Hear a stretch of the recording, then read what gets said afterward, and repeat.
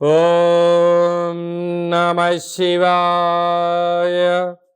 ఓం నమో నారాయణాయ. కర్మ నివారణ, సంచిత కర్మ, ప్రారబ్ధ కర్మ, ఆగమిక కర్మ నివారణ, నరదృష్టి నివారణ కాళభైరవాయ నమో నమః. ఓం దిగంబరాయ విద్మహే సింహవాహనాయ ధీమహి తన్నో కాళభైరవ ప్రచోదయాత్. హరి ఓం. మా ఛానల్కి స్వాగతం. చూస్తున్న వీక్షకులకు, ప్రేక్షకులకు, ప్రియ కాళభైరవ భగవద్బంధులకి స్వాగతం పలుకుతూ మమ్మల్ని ఎంతగానో ఆదరిస్తూ ఉండబడినటువంటి ప్రియ సోదరా సోదరీమణులకు అందరికీ, సనాతన ధర్మ సంరక్షకులకి, వీక్షకులకు, ప్రేక్షకులకు 2024 సంవత్సరంలో శేషభాగమైనటువంటి 15 రోజులకు వీడుకోల్ పలుకుతూ 2025 సంవత్సరానికి స్వాగతం పలుకుతూ ఈ సంవత్సరంలో జరిగినటువంటి అష్టకష్టాలకు, ఇబ్బందులకు, అనారోగ్యాలకు స్వస్తి పలుకుతూ నూతన ఆనందంతో 2025 సంవత్సరం స్వాగతం పలకాలను కోరుకుంటూ 16/12/2024 నుండి 31 డిసెంబర్ 2024 వరకు పుట్టినటువంటి వారందరికీ కూడా ముందస్తుగా జన్మదిన శుభాకాంక్షలు. అలాగనే గతంలో వివాహం చేసుకున్న వారికి వివాహ వార్షికోత్సవ శుభాకాంక్షలు. ద్వాదశ రాశుల్లో గ్రహ గమనాన్ని ఒకసారి వీక్షింపచేద్దాం.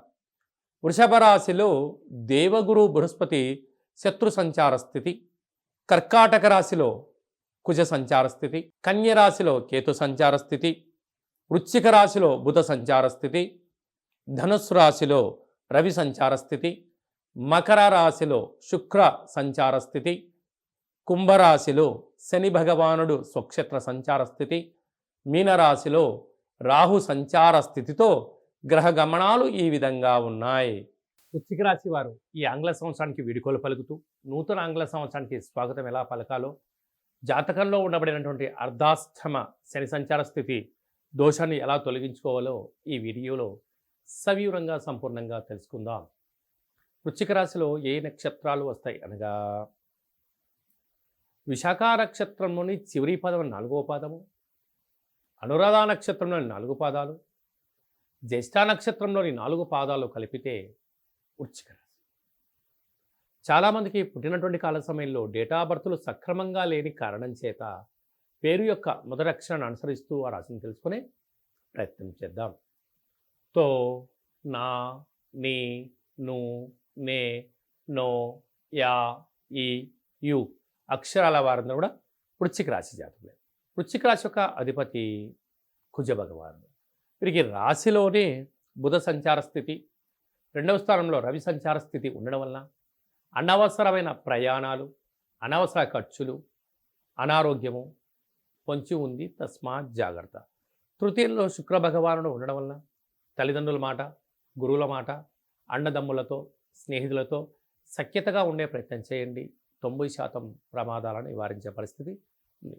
అర్ధాష్టమ శని యొక్క కారణం వలన ఈ ఆంగ్ల సంవత్సరంలో చివరి ఆదివారం, చివరి సోమవారం, సోమవతి అమావాస్య, మంగళవారం ఈ సంవత్సరం రాజుగూడ కుజుడు అవ్వడం వలన వీలైనంతవరకు దూర, వాయు, జల ప్రయాణాలు పెట్టుకోవద్దు.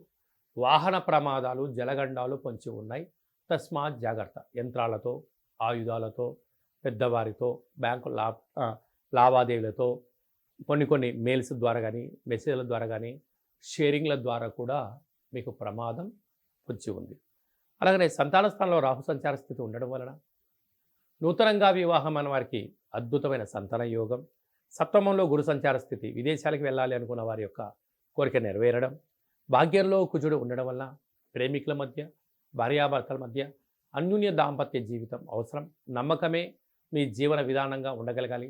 ఒకరోజు గౌరవించుకునే ప్రయత్నం చేయాలి.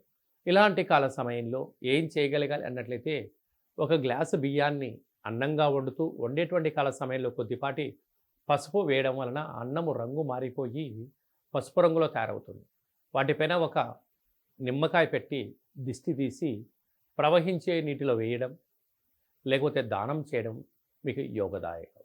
అలా కుదరలేదు, ఈ కింద నెంబర్ని వాట్సాప్లో మీరు సంప్రదించగలిగినట్లయితే వీడియో కాల్ ద్వారా కార్యక్రమాన్ని చేయించి ఈ సంవత్సరంలో ఉండబడినటువంటి ఈ శని దుష్టగ్రహాలకు ఫుల్ స్టాప్ ఎలా పెట్టి స్వాగతం ఎలా పలకాలో మీకు చేయించడం జరుగుతుందని చెప్పి కూడా గమనించాలి.